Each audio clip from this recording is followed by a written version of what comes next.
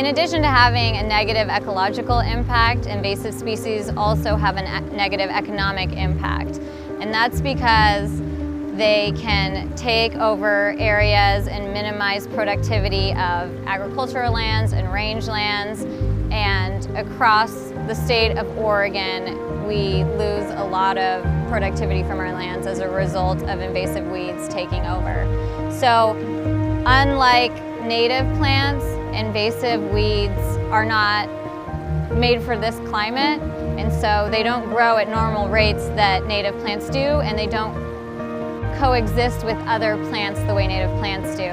So they will just take over, they will kill everything else around them, and they will create a monoculture of a single weed, and they can be really difficult to control. Oftentimes it's on a scale that's too difficult just for individuals to manage, and we lose a lot of land that way. The most visual, biggest benefit that most people would notice is the beautification of your property.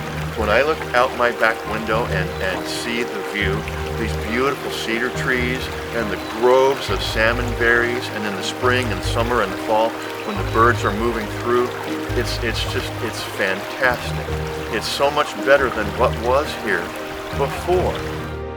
We've had the benefit of some weed removal. That has been a tremendous asset. The area behind me used to be covered in blackberries. We had probably about an acre of blackberries here that was removed, and then other noxious weeds along the stream. So that is a definite benefit in that it's keeping the waterways clean. We don't have to worry about weeds spreading that way.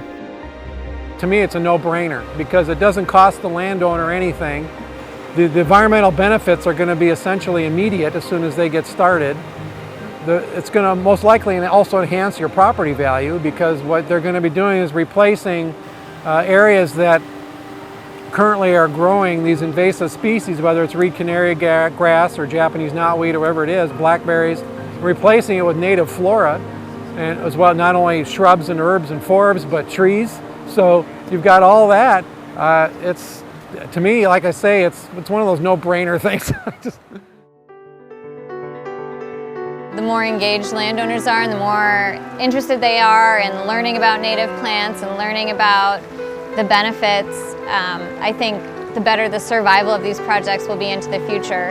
It's really important as our areas develop that we restore streamside areas and we make sure that they're vegetated. So as we restore these areas, we need to make sure that the water flowing into them is clean.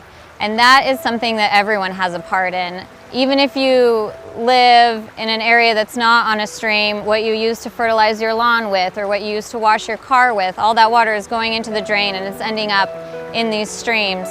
So every person that lives within a watershed is affecting the health of that water body. It's everyone's responsibility and everyone can make a difference.